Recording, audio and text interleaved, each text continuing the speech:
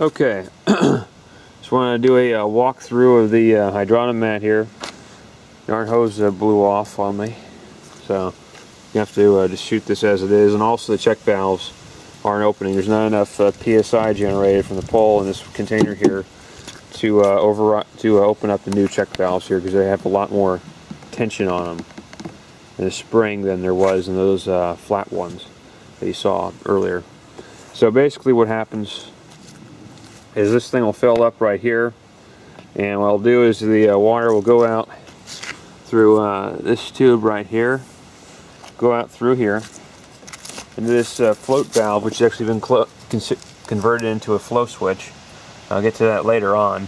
Now it goes up through here, up through it into this container right here, which is the operating tank, and this is usually all sealed off and whatever. Now you have the cap open or whatever, and it goes up through here, fills up. As it's filling up, what will happen is it'll go out through the second one right here, which is this little tube right here, and that connects to the siphon. I'll show you that right over here. Right here.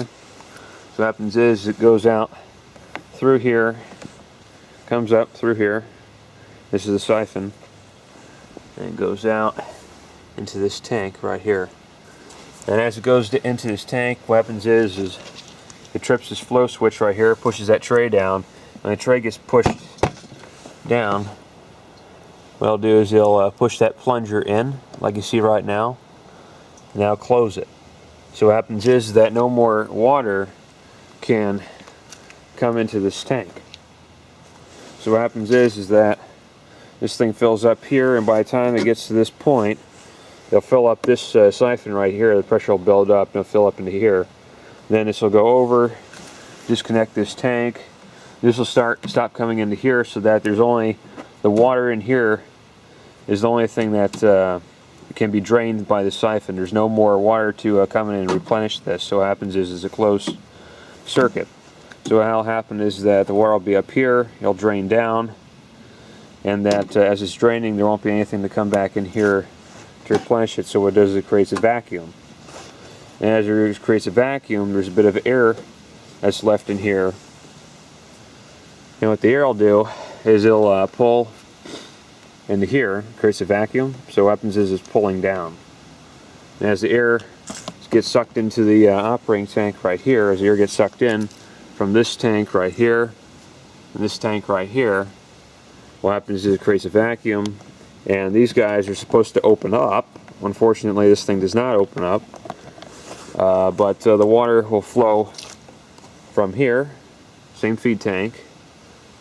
It'll flow into here, which is full of blue food dye to the point that it looks like it's black, and it goes up through here, alright, into here. Now what happens is it goes out to this tube and just deposits and slowly fills up, as you can see, and it gets to about the 8th point.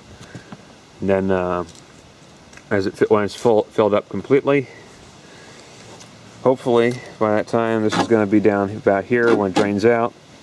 Then what will happen is that when this thing runs out of water, basically, what happens or there's not enough flow, what happens is if there's a equilibrium that's established, that there's so much suction here that's keeping the water from flowing out through the siphon, what happens is it'll stop somewhere in the tank, or it'll just completely drain out, like you see right here. And when it's completely drained out, you basically see this right here.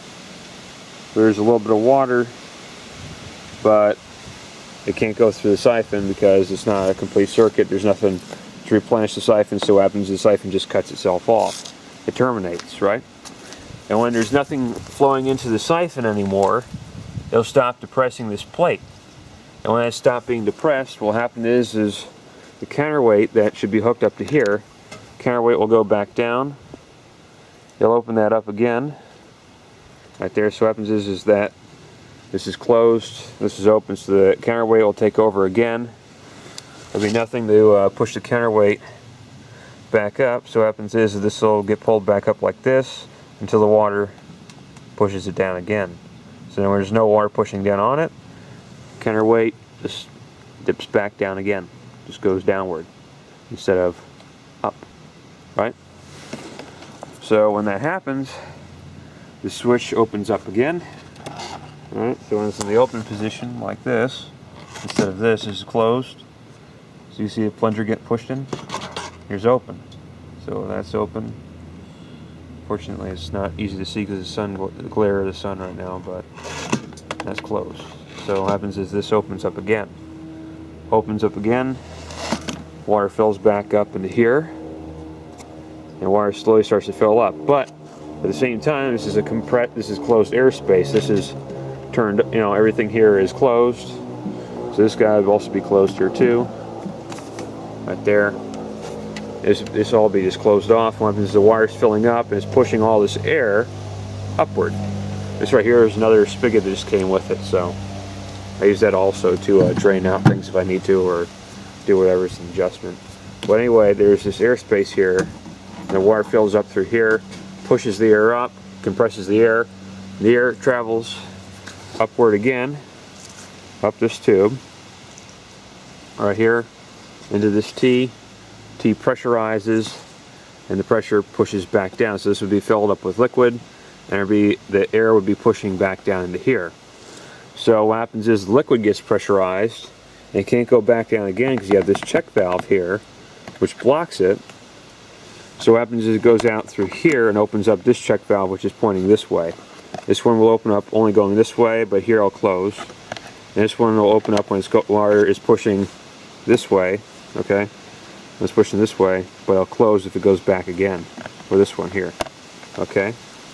So I'll go through that again. Air comes through here, pushes this water down, or gets pushed down into here. Alright, check valve open, so it allows the water to keep going up into here, and it goes up through this tube, okay? Then what happens is the water drips down, fills up to the top eventually, and then it fills up to there. Then what happens is by that time, this would be up to here, and hopefully it can no longer, it'll just fill up to here. And then when it fills up, it reactivates the siphon again because if pressure builds up into here, goes over the top, and then it trips the switch again. The switch trips again, turns it off, then this goes into suction again. And the water that's in here now, imagine there's a whole bunch of water here now. All this water now gets sucked up by the same air pipe. And this thing starts to suck upward because the air right here is going down, and it'll suck the water from here up into here. And then on the next pressurization phase, this pushes down and goes up into the reservoir tank. So that's basically how this thing works. I wish I could give you a demonstration, but unfortunately the check valve here blew out. I guess they say the 15 psi limit on those little flat ones, those black and white ones I had, well, exceeded the pressure limit and destroyed this thing. So I figured I'd just replace them all. And unfortunately this thing can't generate enough vacuum. When it drains down, it can't generate enough vacuum to open this thing up. This is a pretty high power check valve, unfortunately. So I'm going to have to play with it again and get this thing back to working. And as you can see, there's still this like pink or orange color. It looks orange here on the camera. To me it looks like pink, I'm not looking through the camera. Either way, this stuff is left over from the one I did at nighttime. I'm going to have to reshoot and everything like that. But give you an update of what's going on. That's how this whole thing works. And I'm going to have to place everything. What I want to do is I want to go get more of these right here and just get some new tanks and everything, and replace these these tubes right here with bigger tubes like this. I'm going to replace this tube with this kind of tube so that everything is half-inch outer diameter instead of this quarter-inch outer diameter of tubing. It takes forever to fill the thing up. Okay, so I thank you for watching, and that's the end of this video.